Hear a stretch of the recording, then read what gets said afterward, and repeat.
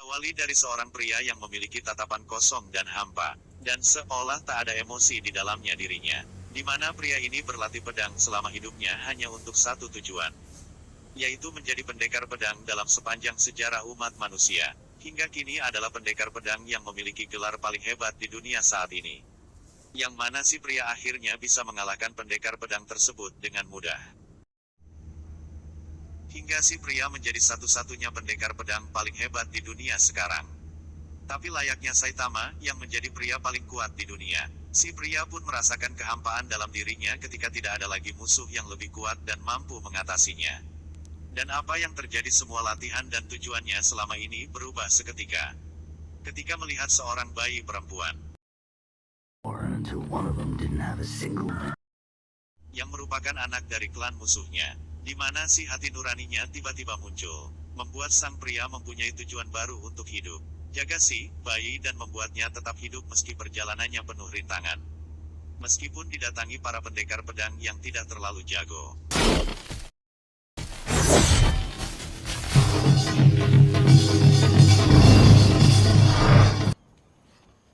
Kemudian nenek tak sadar umur yang berniat membunuhnya. Sang pria tetap konsisten dan berpikir bahwa tanah ini sudah tidak aman lagi.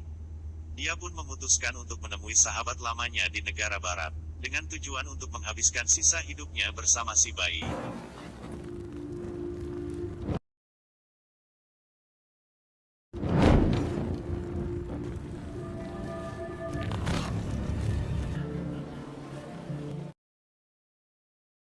Karena ingin hidup damai dan kehidupan baru, sang pria pun merubah namanya menjadi Alec, hingga akhirnya sampai di sebuah kota bangkrut yang kumuh, yang mana itulah tempat teman lamanya tinggal. Ternyata dia sudah meninggal.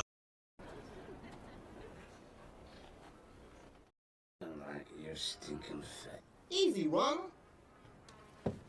The name's 8-Ball, like in the game. How can I assist you, my... I haven't been here since Smiley kicked the bucket, just to get your shirt pressed.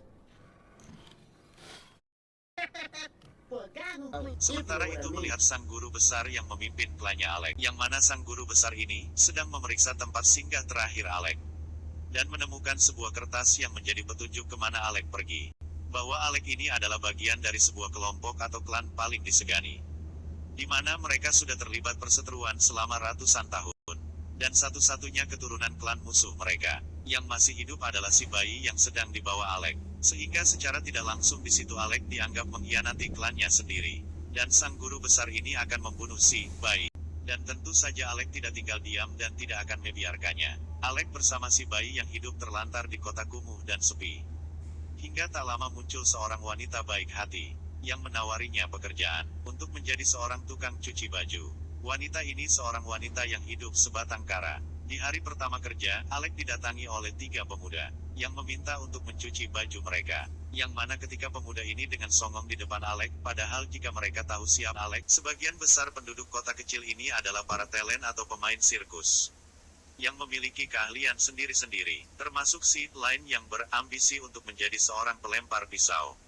Namun nampaknya dia belum cukup siap untuk melakukan hal itu. Ditambah sepinya pengunjung menjadi faktor utama, kenapa kota ini mengalami kebangkrutan. Hari-hari dilalui Alec dengan belajar mencuci baju, lalu memuai atau menjemur pakaian, dan kemudian bermain bersama penduduk di sana. Dilanjut dengan menanam bunga yang agak mustahil bisa tumbuh, sehingga Alec merasakan kedamaian yang selama ini tidak pernah dia rasakan. Beberapa pekan berlalu, bunga yang ditanamnya pun kini tumbuh dengan lebat, di mana Alec sendiri terlihat sedang bermain kartu dengan Bogel. Yang mana Bogel ini sering kalah taruhan, karena kesulitan melihat kebohongan dari mata kosong Alec, saat melihat si lain yang sedang sendirian di tengah kuburan. Bercerita bahwa saat masih kecil dia sebenarnya memiliki ayah, ibu, dan adik yang masih bayi. Sudah mati, dibunuh oleh seorang kolonel jahat, yang telah membantai mereka semua dengan begitu sadis. Kolonel itu pun sering mencari gadis-gadis muda dan bersih untuk dijadikan pelampiasan hasrat seksualnya. Namun saat lain yang menjadi korbannya tapi dengan nekat lain menyirami kolonel dengan minyak panas, yang membuat dia murka dan membunuh semua keluarganya lain. Lain sendiri dikira tewas namun ternyata pelurunya tidak mengenai bagian vital, yang membuatnya bisa bertahan hidup sampai sekarang. Simpati dengan masa lalu si lain, sehingga Alec pun melatih lain dengan cara melempar pisau yang benar. Kemudian pedang legendaris yang sudah membunuh ratusan nyawa, dan sekarang sudah dalam kondisi tersegel, agar dirinya tidak kembali menjadi sosok pembunuh lagi. Tanpa dia sadari sang guru besar sedang dalam perjalanan kapal, dan tak lama lagi akan meluncur untuk mengambil nyawa si bayi. Alec yang sedang melatih Line menggunakan pisau di mana dia merasa dirinya kembali hidup dan memiliki keluarga yang sesungguhnya. Sampai suatu hari ketika mereka semua sedang mengadakan pesta, ada beberapa orang menggunakan kuda dan merusak kebun bunganya, yang ternyata itu adalah kelompok penjahat kolonel. Kini kolonel menggunakan sebuah topeng untuk menutupi wajah buruknya akibat siraman panas. Bertujuan untuk mencari wanita muda dan bersih. Akan dijadikan pelampiasan, tapi salah satu warga yang menggunakan kostum menjadi bulan-bulanan kolonel dan pasukannya. Dilanjutkan dengan membunuh sepasang suami istri. Dengan alasan yang tidak jelas dan apa yang terjadi, di mana ternyata Line masih ingat dengan orang yang telah membantai keluarganya. Kemudian berdandan dengan cantik dan berniat untuk membalas dendam. Mengetahui tekad Line menemui kolonel sendirian, Alec yang hanya diam dan menyaksikan perbuatan keji kolonel. Alec pun akhirnya memutuskan untuk turun tangan.